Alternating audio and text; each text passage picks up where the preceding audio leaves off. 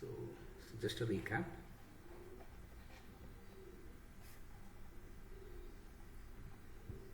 So we have already discussed about the macro state,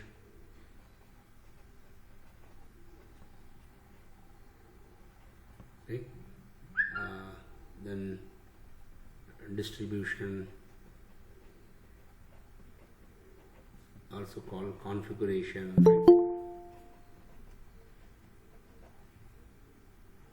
then we also discussed about microstates.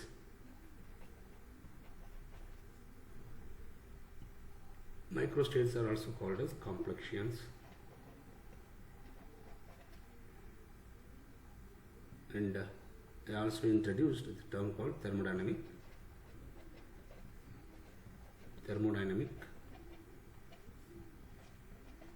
probability. Okay, thermodynamic probability. Then thermodynamic probability is usually represented by the symbol W or by the symbol omega. Okay. Actually, this omega symbol is used for total probability, okay, total number of microstates. Right. So macrostate, then for a system, if total number of particles and total volume and total energy, if all these three are fixed, okay, we can say that the system is in a macro state, right? A macro state may have a number of distributions or number of configurations, right? So distribution configuration depends on how particles are distributed in different allowed energy levels of a system. Okay, you know very well, we find the allowed energy levels through quantum mechanics. Then we distribute the particles in those allowed energy levels, okay, keeping total energy constant, total number of volume, total number of particles, everything constant. Keeping these three constant, right, you can distribute the particle in a different manner such that total energy of the system remains constant, but you will get different distributions, also called configurations, right? And what is a microstate? You know very well, each unique way of assigning a particular distribution or a configuration, that is called a microstate. Each unique way of assigning a particular configuration is called a microstate. Thermodynamic probability is nothing but total number of microstates, okay, available or corresponds to a particular configuration or distribution. Thermodynamic probability is nothing but total number of microstates that correspond to a particular configuration, right? So this is what we call as thermodynamic probability. All these things we discussed in the last class. Then I also introduced what is meant by Stirling's formula. Stirling's formula is a very important formula which is used to calculate factorial of a large number. Okay, suppose if you want to calculate factorial of a large number where n is very large, right? It may be of the order of Avogadro number, right? So to find the factorial of large number, you can use Stirling's formula. What is Stirling's formula? According to Stirling's formula, ln n factorial, right, it is approximately equal to n ln n minus n. This is Stirling's formula, right? By using this, you can calculate factorials of a large number, right? Then I also introduced what is called the most probable configuration or distribution. Most probable distribution or configuration. See, I am alternatively using the term distribution, configuration, and then again and again. So I try to understand that both are actually same. Most probable distribution. How to find most probable distribution? Very simple. for a given system, okay, for a given total number of particles, for a given total volume, for a given total energy, you will get many configurations. Among the configuration, the one having maximum number of microstates is what we call as most probable distribution or most probable configuration. Okay. Why we need most probable distribution? Because equilibrium properties of the system, right, is almost, right, 99.9% depends on most probable distribution, right. So what is the need for most probable distribution? Because equilibrium properties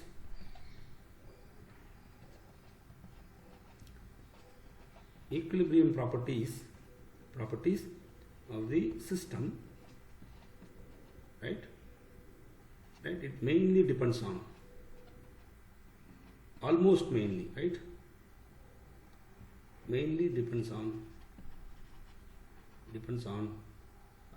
the most probable distribution.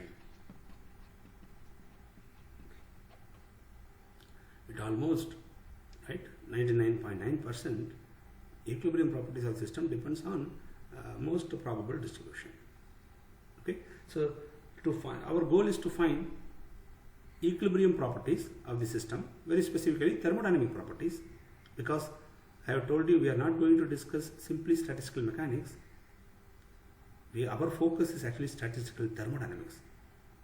So we are going to determine thermodynamic equilibrium properties, okay, of the system, for which we are going to consider the most probable distribution, right. So if you know most probable distribution, you can find the equilibrium properties, right. How to find most probable distribution? Very simple. To get most probable distribution, what you have to do is, first you identify a general formula for the thermodynamic probability for a particular system, right. A system may consist of distinguishable particles, system may consist of indistinguishable particles, the particles may be dependent particles, or the particle may be independent particles, right. I have already told you what is meant by dependent particle, what is meant by independent particle. And dependent means there may be attraction or repulsion exists between particles.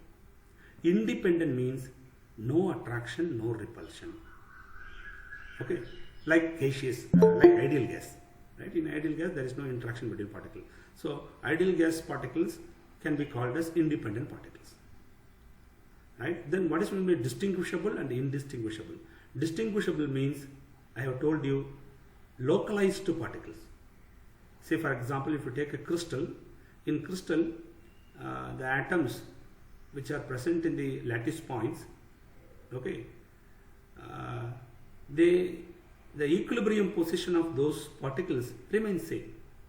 They may undergo equilibrium vibration, but on average, or the equilibrium position or average position of each particle in the crystal remains same. So I can differentiate the position of one particle from the position of other particle at any instant of time. Although all the particles are same particles, okay, I am not saying that one particle is carbon, the other particle is nitrogen. I am not saying like that. All the particles are carbon. Suppose you take diamond.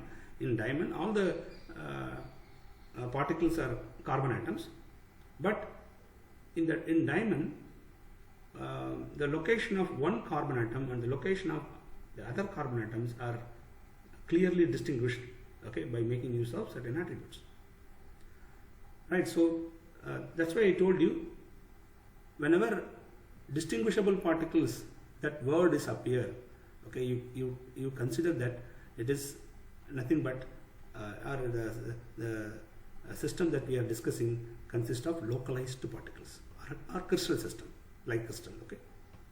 We are considering crystal like that, you keep in mind. Similarly,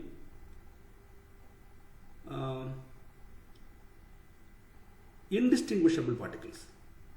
Indistinguishable particle means, suppose if you take a gas, in gas the molecules right? They randomly move here and there, so you cannot distinguish one particle from another particle, right, using any of the attributes. We can call those particles as indistinguishable particles. So keep this in mind. Distinguishable word appears, the one thing that comes to your mind immediately should be crystal system, right? Crystals. For distinguishable particles. For indistinguishable particles, okay, you can take gaseous system, right? Just for understanding purpose, I am giving this idea. Okay, actually we have a lot more in that. Yeah. So this is okay. So how to find the most probable distribution? To find most probable distribution, you first write the general expression for the thermodynamic probability. You know very well, in the case of distinguishable particle, I gave this formula for distinguishable particle, and if they are independent, you can calculate thermodynamic probability using the formula W is equal to n factorial divided by pi into ni factorial. This formula is applicable if the energy levels are non-degenerate. If the energy levels are non-degenerate, right, you can use this formula to calculate. If the energy levels are degenerate, we have other formula, that's all. Okay, we have general formulas to calculate thermodynamic probability for a distinguishable particle, indistinguishable particle, right? See, what I am trying to say is that to find most probable macro state, most probable distribution, you first find the general expression for thermodynamic probability, then take the logarithm of this, okay, ln W, find d ln W, differentiate this ln W with respect to number of particles in the ith level. D ln W by dni, if this is equal to 0, we say that the system is in a most probable distribution. Okay, so to find most probable distribution, what you have to do? First, find the general formula for W, then take logarithm, then differentiate that with respect to ni, and if you put that value equal to 0, you will directly get the most probable distribution. Okay, so that's a mathematical technique we have to follow. Okay, then. So up to this we have discussed. Now what I am going to do, I am going to consider a specific case. I think I will, yeah, let me tell you here. See, in statistical thermodynamics, right, based on the particles that we are going to handle, your particles may be distinguishable particle, okay, or maybe indistinguishable particles, right? First, I am going to assume that all are independent. My particles are independent particles. First, I am going to consider the particles are independent particles. I am going to consider only independent particles now. Okay, as we go along in the later stage, I will introduce what will happen if the particles are dependent particles. You know very well, what are independent particles? Independent particles means there is no attraction or repulsion exists between particles. Okay. In this, under this situation, or under this case, independent particle case, we have two different types of particle. Number one, distinguishable particles. The particles may be distinguishable particles, or the particles may be indistinguishable particles. Indistinguishable particles. So there are two types: distinguishable, indistinguishable. Okay. Now, we are going to apply some statistics, right? Depending upon the particles that we use. Suppose your system consists of distinguishable particles, then we use a statistics called Maxwell-Boltzmann statistics. Maxwell-Boltzmann statistics or distribution, right? Statistics, or you can also call it as Maxwell-Boltzmann distribution. This Maxwell-Boltzmann distribution, I am going to show you derivation. This distribution will directly give you number of particles in each level, okay, number of particles in each allowed energy level of a system in the most probable distribution. Listen carefully. What is the use of these distributions? Right? Maxwell distribution will give you number of particles in each allowed energy levels of a system in the most probable distribution. That's very important, because once you know number of particles in each allowed energy level of the most probable distribution, yes, you can calculate the equilibrium properties. Okay. So for distinguishable particle, we are going to use the Maxwell-Boltzmann distribution, which is also called as classical statistics. This is called classical statistics, very old statistics. Right? This was actually developed by Boltzmann. Okay. Then indistinguishable particles. For indistinguishable particles,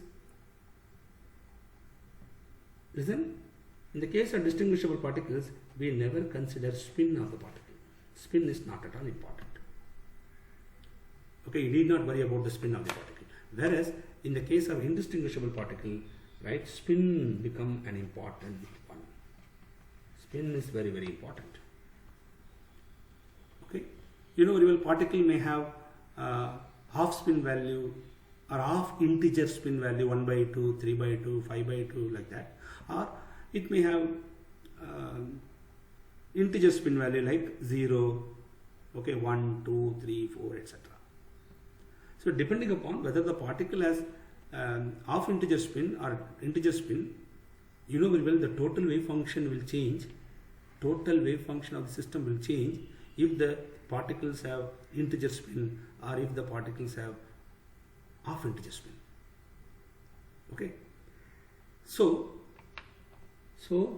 we call, whenever you consider spin of particles, we call those statistics as quantum statistics. Quantum statistics.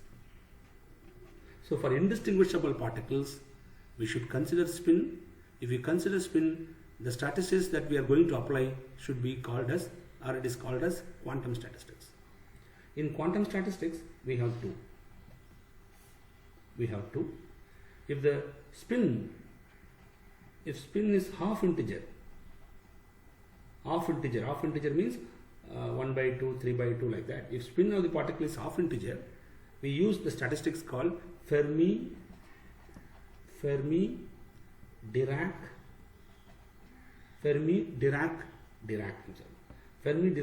statistics or Fermi-Dirac distribution. You can also call it as Fermi-Dirac statistics, nothing wrong in it. If the spin is integer spin, suppose, if the spin of the particle is integer, then we call that statistics as Bose-Einstein statistics or Bose-Einstein distribution. Bose-Einstein distribution. Okay, so based on the particles, see, I am going to discuss only independent particle now. Okay, in the later stage, I will introduce dependent particle. Right, so for independent particles, the particle may be distinguishable or indistinguishable. If it is distinguishable, you need not consider spin. Then we apply Maxwell-Boltzmann distribution to study distinguishable particles, or to determine the equilibrium properties of the system containing distinguishable particles. Okay, if the particles are indistinguishable, then we should look upon the spin of the particle. Right? Whenever you use spin, we call that statistics as quantum statistics. In quantum statistics, we have two. One is Fermi-Dirac, the other one is Bose-Einstein. Okay? So when we should use Fermi-Dirac, if the spin of the particle is half integer, we must use Fermi-Dirac statistics. If the spin of the particles are integer, we should use what is called Bose-Einstein statistics. Okay? Here, in classical statistics, we use distinguishable particles. These particles in classical statistics are called as Maxwellons. or Boltzmann, but this is the common term we use, Maxwellons. This is how we call the particles in classical statistics, Maxwellons. The particles in Fermi-Dirac distribution, right, they have half integer spin. These particles are called as fermions. Fermions. And the particles having integer spin, okay, particles having integer spin, these particles are called as bosons. Bosons. Okay, so Maxwellons, fermions, and bosons, these are all the different conventional names that we use, right, for the particles, right? Okay, so now what I'm going to do, I'm going to start the Maxwell-Boltzmann distribution, which is a very important distribution for distinguishable particles. Okay, if distinguishable particles are given, right, how to determine equilibrium properties of the system based on Maxwell-Boltzmann distribution. Okay, so for at least next 7 to 8 classes, we are going to look upon Maxwell-Boltzmann distribution. Once we finish this, then we will start the Fermi-Dirac and Bose-Einstein distribution. Okay, yeah. So now let me start what is called Maxwell-Boltzmann distribution.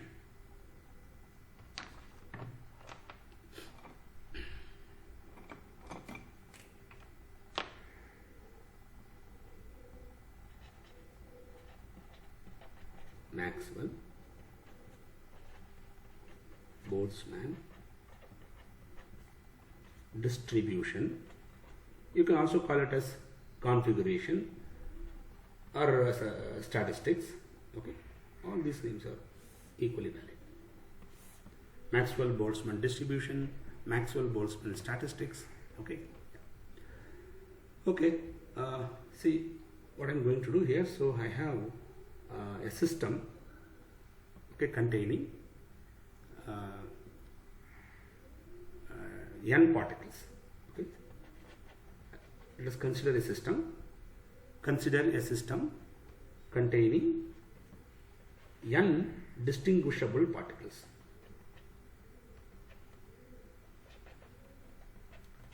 N distinguishable particles. So total number of particles is n. Okay. And let us also consider total energy, right? E is the total energy. Total energy of the system is fixed. Okay. And let us also consider the total volume. Total volume of the system is also fixed. Under this condition, we are going to derive the general expression for Maxwell-Boltzmann distribution.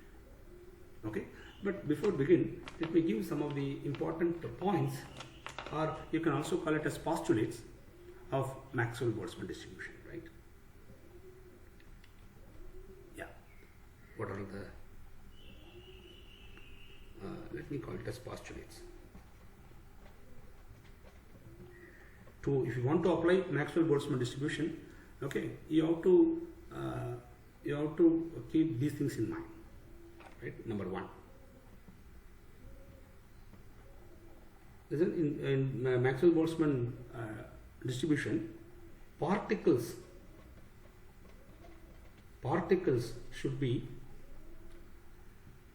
identical. Particles should be identical.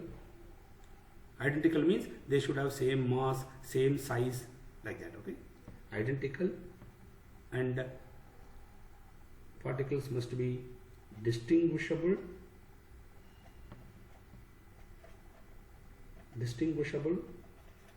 and the particles, okay, should also be independent. Okay, I am just including this term independent. For dependent particle also we can use, but let me discuss that later. Okay, so right now I'll use the idea is like this: the particles should be identical and distinguishable and independent. Okay, this is the first one. And second point, in the case of Maxwell-Boltzmann distribution, right, if you want to distribute the particle in different allowed energy level, there is no restriction on the number of particles in each level. Okay, no restriction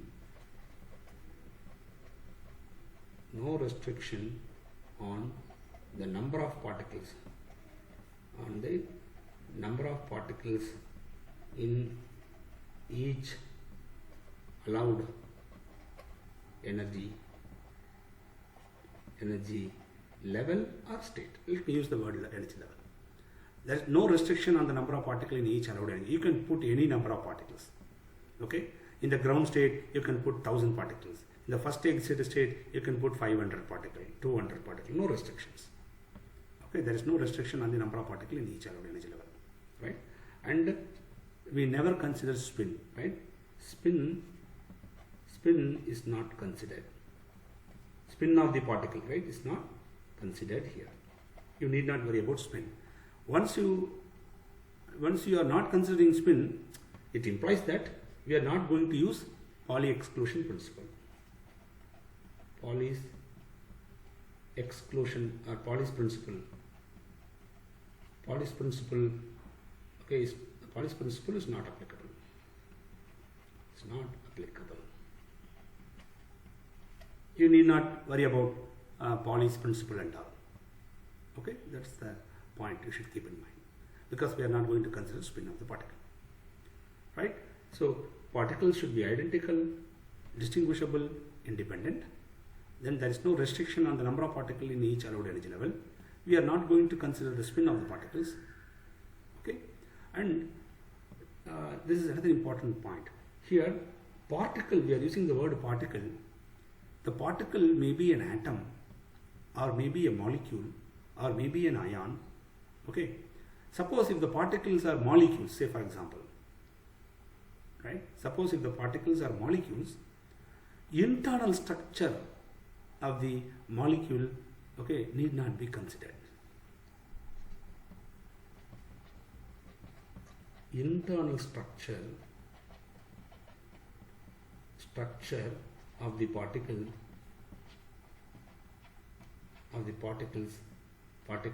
are not considered. It may have tetrahedral shape, or it may have octahedral shape, it may have bent shape, whatever may be the shape of the molecule, right? You should consider the molecule as just a spherical particles, that's all.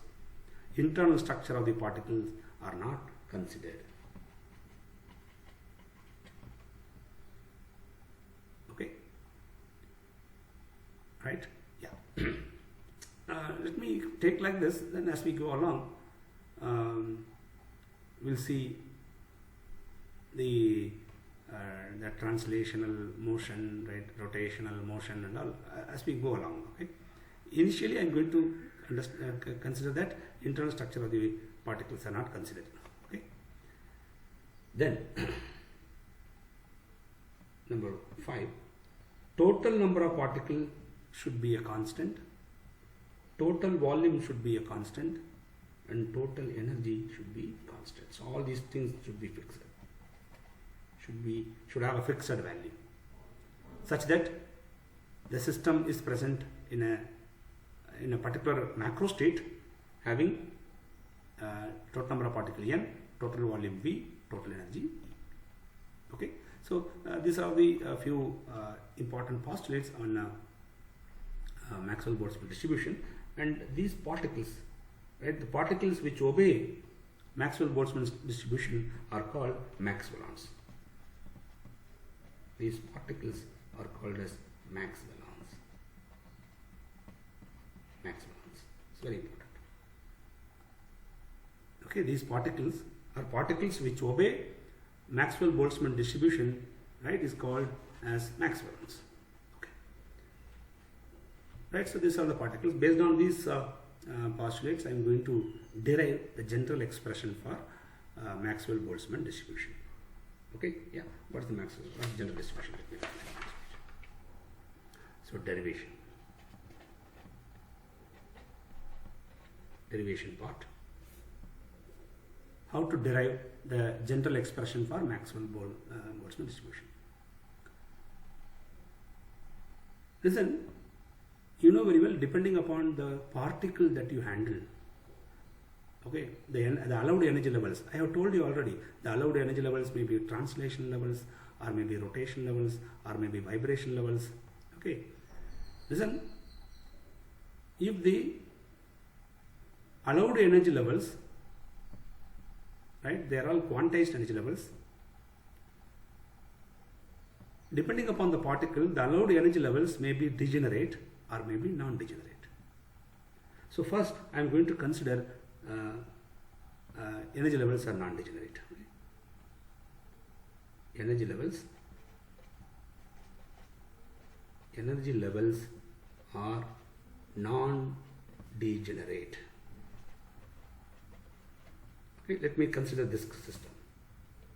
Okay, once we complete this, we'll introduce a degenerate case. Okay, so I'm going to consider this case first. Energy levels are non-degenerate. Okay, so I have a system in which we have allowed energy levels and we have only non-degenerate states. We have non-degenerate states. Okay, this is, let us consider this is the ground state. Okay, see, if each energy level has one state, you can call this as energy state or energy level, nothing wrong with it. So these are all energy states. Okay, and the ground energy level has energy 0. I told you, if you want to apply statistical thermodynamics or statistics, you should keep the lowest energy always as 0. Okay, so I'm going to keep the ground state energy as 0. But in a real system, the ground state energy level need not be 0. In that case, you have to make it into 0. How? By subtracting, okay, or by adding some values, you can make it into 0. And if you do that, you have to change all the energy levels, okay, correspondingly with respect to the quantity that you add or subtract. Okay, so this is the ground energy level having energy E 0. Then the next level has energy, say, E. Next level has energy, say, let me say this is E1. I take this as E2. This is E3. Like that we have many levels, and say this is some ith level, some ith energy state, and the energy of this ith state is EI. EI is the energy of the ith state. Okay. Listen, all these energy levels are non-degenerate. Degeneracy is 1. So we have only one state in each level. Okay.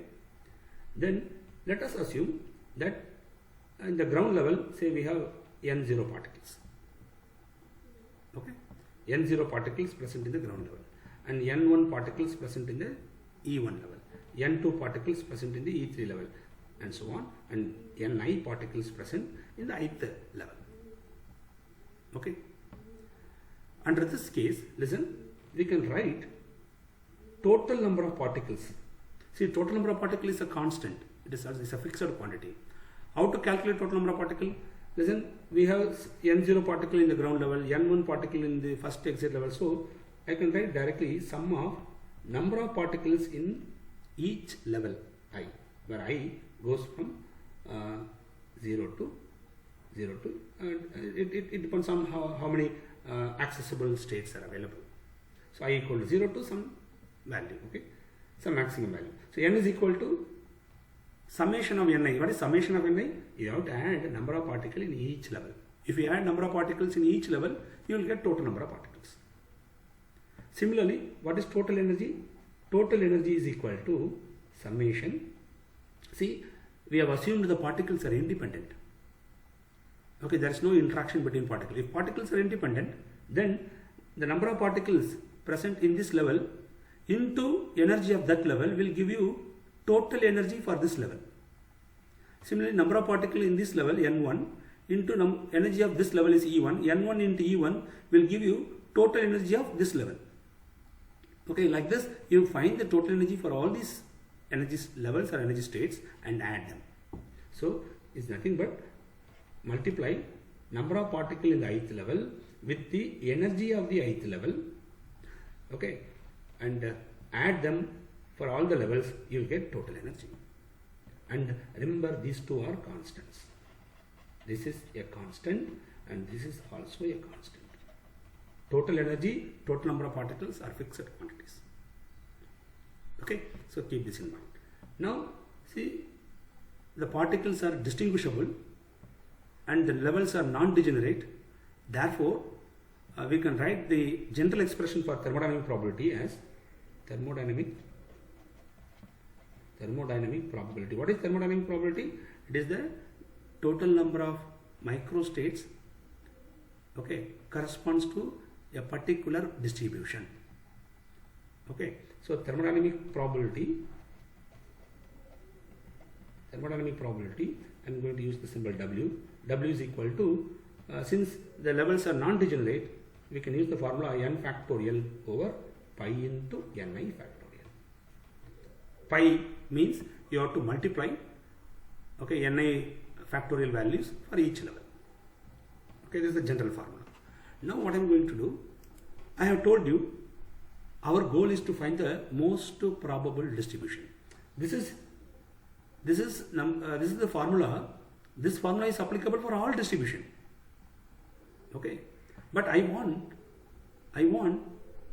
that W should be maximum. Why? If W is maximum, it is nothing but most probable distribution, correct? Because I told you, for most probable distribution, W should be the maximum value. W should have the maximum value. If W is maximum, that distribution is called most probable distribution. So how to maximize this? I have told you, take logarithm, then differentiate. Simple, right? So I'll take logarithm both sides. So ln W equal to ln of n factorial by pi into ni factorial. Okay? Yeah, let me write here. Okay, I'll write here. So ln W equal to, this is log A by B. You can write this as ln n factorial minus ln pi into ni factorial. Logarithm of A by B can be written as log A minus log B. Right?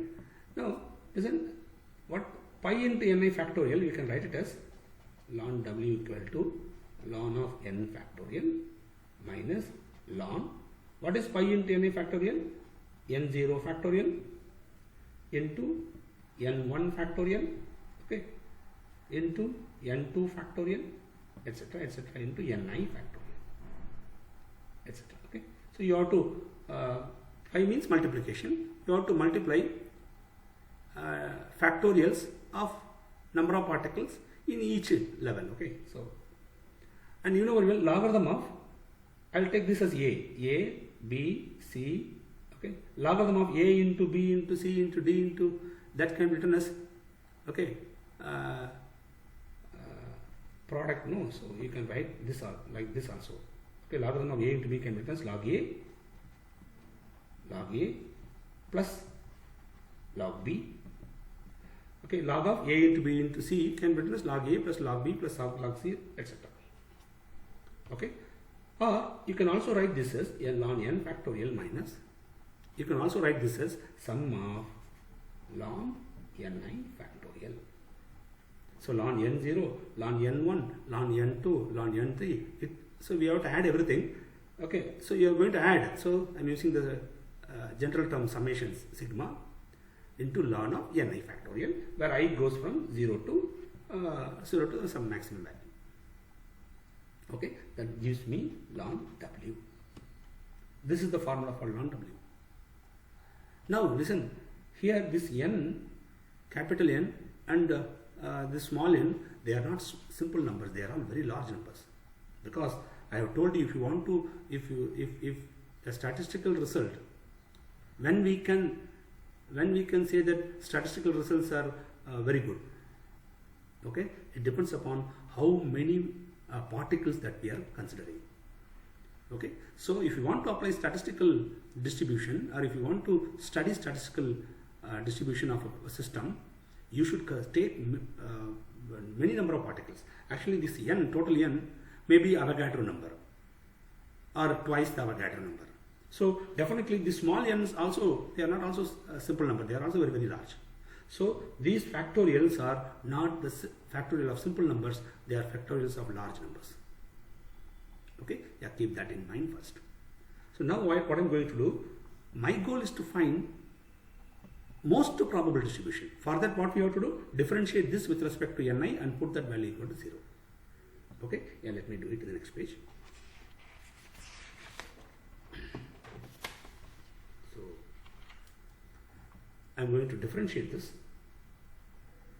So if I differentiate this with respect to Ni, what will I get?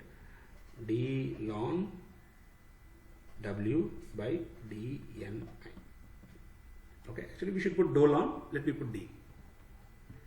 Okay, D ln W by dNi is equal to, I am differentiating with respect to Ni.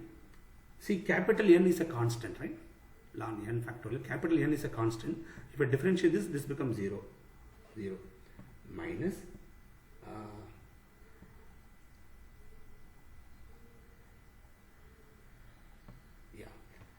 here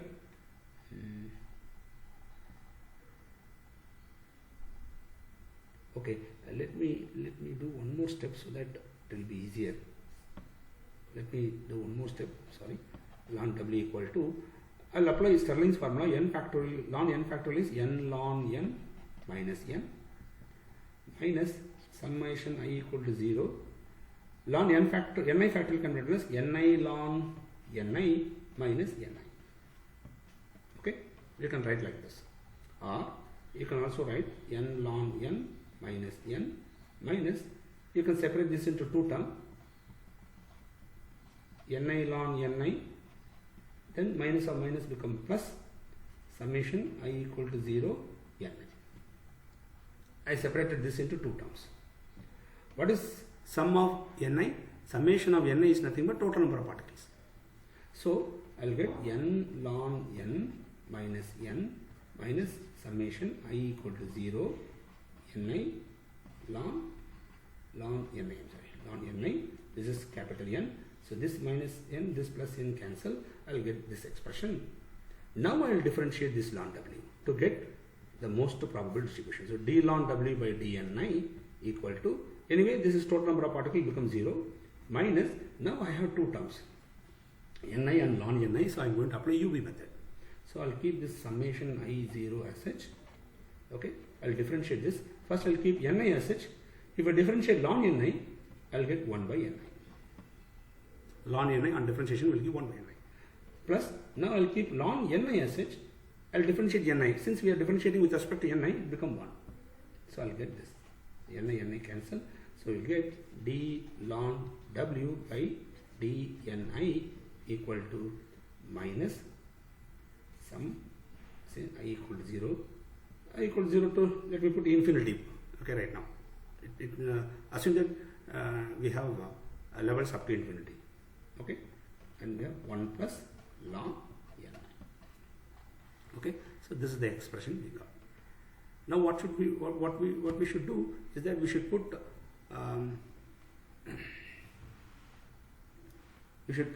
this d ln W by dNi equal to 0 so that we will get most probable distribution, right? So to get most probable distribution, okay, put this d ln W by dNi equal to 0, right? You will get the most probable distribution directly. Okay, so if I do that, if this is 0, right hand side should also be 0. So I have to equate this right hand side to be 0. If I do that, I will get minus summation I equal to 0 to infinity 1 plus ln Ni,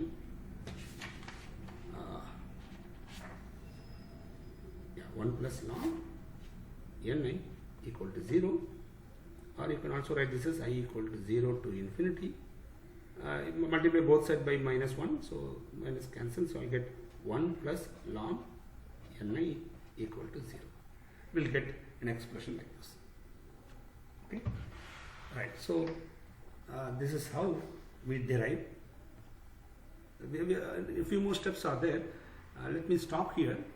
In the next lecture, I will explain, okay, how to maximize the function. See, we just maximized the function by differentiating this ln w. d ln w by dna will give you, if you put the value equal 0, yes, you will get most probable distribution, right? But the problem is, okay, the problem here is we should keep total energy constant. We should keep total number of particles also constant. Keeping these two constant, you are going to maximizing the function. You are going to maximize. Okay. For this, we need some additional information. What is that? To find the most probable distribution, keeping total energy constant and total number of particle constant, we have a method, special method in mathematics called Lagrange's method. So we will apply a Lagrange method of undetermined multiplier, and we will find it out what is the a general expression for Maxwell-Boltzmann distribution in the next lecture. Okay, I stop here. We will continue this in the next lecture.